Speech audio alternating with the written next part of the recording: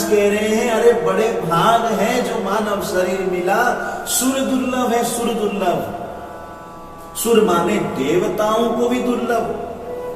अरे देवताओं को दुर्लभ? अब प्रश्न वही है, ये मनुष्य शरीर देवताओं से दुर्लभ कैसे है? क्योंकि उनका तो दिव्य शरीर है और उनका तो दिव्य ज्ञान भी है, तो फिर हम उनसे श्रेष्ठतर कैसे हैं? उनका शरीर तो हमारे जैसा नहीं है। हमारा शरीर तो ऐसा है कि इसमें 9 छिद्र हैं और हर छिद्र से दुर्गंध वायु निकलता है। अभी अभी स्नान करके आए कि पसीना पसीना हो गया। लेकिन देवताओं का शरीर ऐसा नहीं है जी। उनके शरीर में तो रोई भी नहीं है, तो पसीना कहां से आएगा? उनके शरीर से तो दिव्य सुगंध निकलता है। अगर एक भी अप्सरा देवता यहाँ खड़े हो जाए तो यहाँ बैठे हुए सारे हम बेहोश हो जाएं, क्योंकि इतना दिव्य सुगंध निकलता है उनके शरीर से। उनकी तो पलक भी झपकते नहीं है, उनका शरीर पृथ्वी को स्पर्श नहीं करता है। तभी तो दमयंती राजा नल को पहचानी थी। आप लोग कथाओं में सुने होंगे, एक राजकुमारी थी दमयंती, परम सुंदरी थी, बुद्धिमती थी।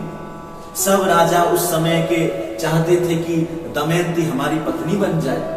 देवता लोग भी लालायित थे दमयंती को अपने पत्नी बनाने के लिए, लेकिन दमयंती राजा नल को ही हृदय से अपना पत्नी मान चुकी थी।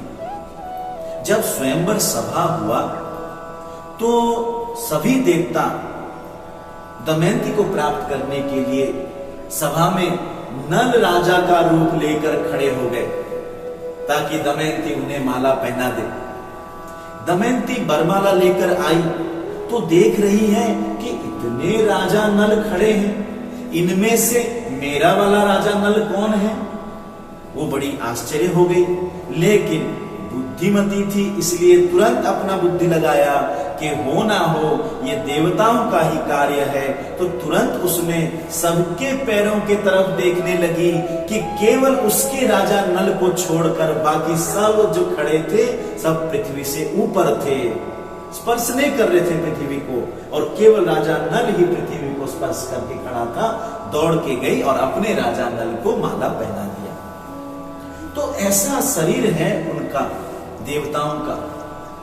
फिर गोस्वामी तुलसीदास जी महाराज ऐसे कैसे कह रहे हैं, सुर दुर्लभ सदग्रंथ ने गावा। देवताओं को भी दुर्लभ कैसे है? अब ये समझना है, हमें भगवान ने एक दूसरी ऐसी दुर्लभ वस्तु दान किया है, प्रदान किया है, जो इन देवताओं के पास भी नहीं है। पहले समझिए ये देवताएं कौन हैं जो हम पूजा करते हैं। इंद्र, वरुण, कुबेर आदि जितने भी देवी देवता हैं, ये कौन है? ये स्वर्ग जो है ये क्या है? इसको थोड़ा सा समझिए। ये सब पहले मनुष्य थे। मनुष्य शरीर में रहकर वेद के बताए हुए ठीक ठीक नियमों के द्वारा जो सही सही कर्म, पुण्य कर्म करता है, उसको उस पुण्य कर्मों को भोगने के लिए, सुख भोगने के लिए स्वर्ग भेजा जाता है। केवल भोगने के लिए वहां जाके कोई कर्म नहीं कर सकते हैं। जो कर्म यहां किए थे पुण्य कर्म, उसको भोगने के लिए है वहां जाते हैं। लेकिन वो स्वर्ग का सुख भी नित्य नहीं है, परमानेंट नहीं है।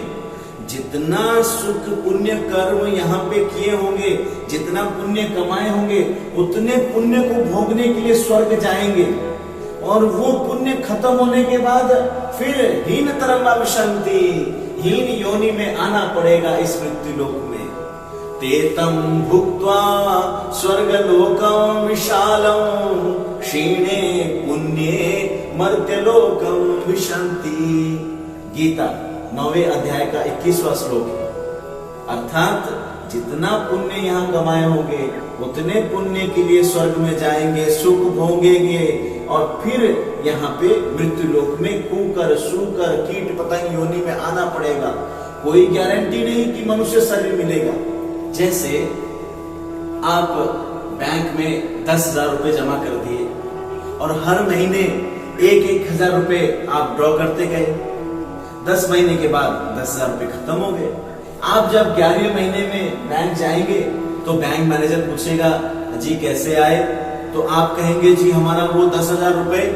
बैंक मैनेजर कहेगा कैसा 10,000 रुपए, जो आप हर महीने 1,000 रुपए निकालते थे, अब कुछ नहीं बचा है, गेट आउट।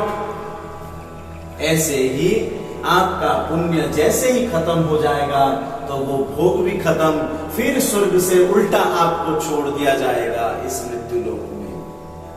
और वो जो स्वर्ग का सुख है वो भी कोई परमानंद नहीं है, वो वहां भी ये यहाँ की माया भरपूर, यहाँ से करोड़ों गुना ज्यादा है। काम, क्रोध, लोभ, मोह, ईर्षा, द्वेष सब भरा पड़ा है। स्वर्ग का राजा इंद्र ब्रह्मा का पोष चाहता है, सुरपतिर रामम पदम याचते। जैसे यहाँ का एमएलए एमपी बनना चाहता है, एमपी पीएम बनना चाहता है, ऐसे ही इंद्र ब्रह्मा बनना चाहता है। तो वहां वो स्वर्ग भी माया से भरा हुआ है और वहां का जो सुख है वो भी अनित्य है, परमानेंट नहीं है। स्वर्ग का विषय बहुत विस्तार है, आगे हम उस विषय को समझेंगे। ये देवी देवताएं कौन है, ये स्वर्ग क्या है, इसके बारे में हम आगे समझेंगे। लेकिन अभी इतना समझ जाइए कि जो देवी देवता हैं इनको केवल सुख भोगने के लिए ही वहां भेजा गया है, वहां कोई कर्म नहीं कर सकते हैं। लेकिन हम मनुष्य को भगवान ने ऐसी एक दुर्लभ वस्तु दिया है कि जिसके द्वारा हम कर्म करके भगवान को प्राप्त कर सकते हैं, वो है कर्म स्वतंत्रता। अर्थात भगवान ने हमें प्रत्येक इंद्रियों में तत् कर्म करने के लिए शक्ति दे दिया और हमें कर्म करने के लिए स्वतंत्र कर दिया कि देखो अब तुम जैसा कर्म करोगे वैसा फल प्राप्त करोगे। अच्छा कर्म करोगे अच्छा फल, बुरा कर्म करोगे बुरा फल। अर्थात पाप करोगे बुरा कर्म तो नरक जाओगे, कुत्ते बिल्ली बन के दंड भोगोगे, और अगर पुण्य कर्म करोगे तो स्वर्ग में जाके सुख भोगोगे।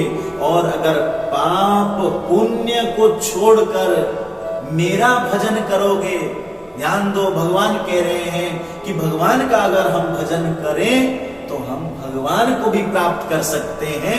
और इस 84 लाख के शरीरों के जो चक्कर काट रहे हैं, जो इस मायाधीन हम लोग जीव हैं, वो हम माया से उत्तीर्ण होकर भगवान के धाम में वास करेंगे, नित्य आनंदमय होकर रहेंगे। ये दूसरी दुर्लभ वस्तु भगवान ने हमें दिया है, कर्म स्वतंत्रता का, जो देवी देवताओं को भी प्राप्त नहीं है, क्योंकि वो तो भोग रहे हैं, सुख भोगने की शरीर है उनका, और कुछ कर्म ऐड नहीं कर सकते हैं। तो हम कर्म स्वतंत्र जीव हैं, हम जैसा कर्म करें वैसा फल भोग सकते हैं। फल भोगने में स्वतंत्र नहीं है, जो कर्म करेंगे वैसा फल आपको मिलेगा, आपको उसके बारे में सोचने की जरूरत नहीं है। लेकिन कर्म क्या करना है ये हम विचार कर सकते हैं, समझ सकते हैं और उस तरह का कर्म कर सकते हैं। अरे इन पशु पक्षियों को तो मनुष्य अपने अधीन कर ही लेता है, इनको गुलाम बना ही देता है, लेकिन अगर ये मनुष्य चाहे तो देवी देवताओं को भी अपने अंडर कर सकता है, कि ये है इतिहास प्रमाण है। आप लोग सुने हैं रावण के दरबार में इंद्र आदि सभी देवी देवता हाथ जोड़ के बैठे रहते थे, हाँ हुजूर आज्ञा कीजिए, क्योंकि रावण उनको अपने अधीन कर लिया था। आप भी रिद्धि सिद्धि प्राप्त कीजिए, आप भी देवी देवताओं को अपने अंडर में कर सकते हैं। ये पशु पक्षी देवी देवताओं को छोड़ो, ये मनुष्य चाहे तो वो परम स्वतंत्र अनंत कोटि ब्रह्मांड के नायक भगवान श्री कृष्ण को अपना दास बना सकता है, अपना गुलाम बना सकता है, बनाया है।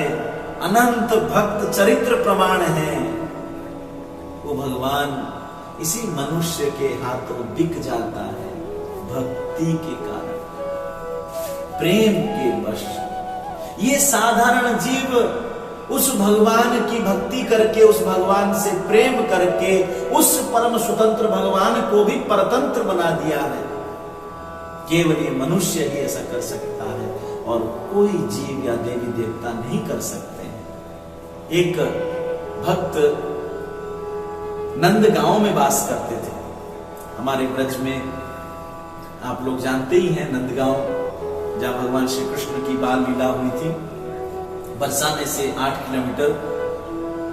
तो नंदगांव में वो बाबा नित्य भगवान का भजन करते थे, खूब सेवा करते थे। नित्य सुबह सुबह उठकर सुंदर सुंदर पुष्प चुनकर लाते थे, माला बनाते थे। इधर फूलों की माला बना रहे हैं, उधर भगवान के विरह में, भगवान के मिलन के व्याकुलता में अश्रुओं की भी माला बना रहे हैं। और नित्य 2 तरह की माला भगवान को पहनाते थे, फूलों की भी माला और आंसुओं की भी माला।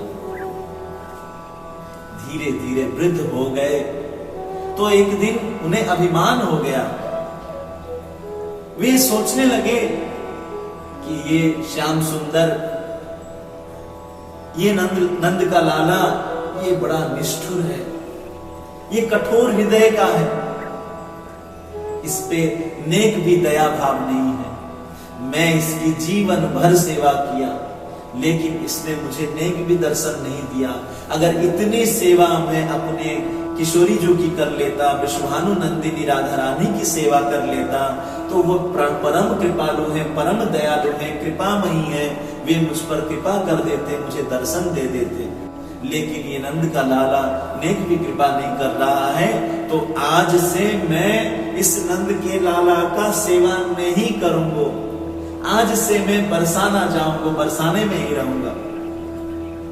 ये सोचकर वे वृद्ध बाबा अपने बोरिया बिस्तर बांधे और कंधे पे लाद कर बरसाने की ओर चल पड़े। जा रहे थे, मार्ग में ब्रज कुछ बालक उनके सामने आए, 8-10।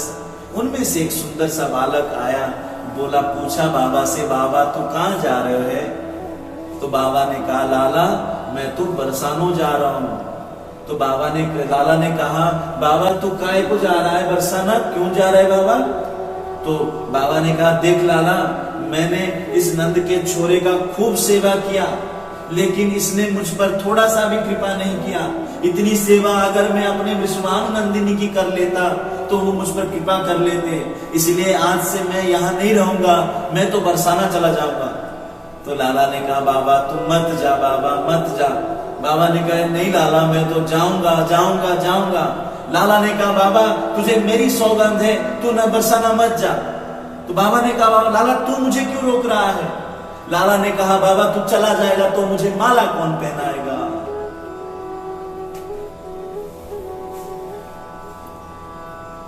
बाबा तुरंत सोचे, अरे तू कौन है? अब कहां है?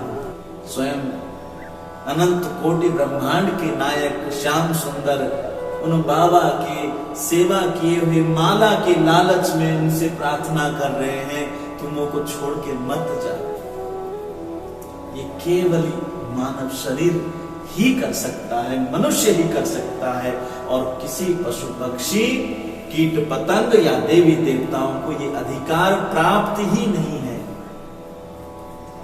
ये दुर्लभता है इस मनुष्य शरीर में।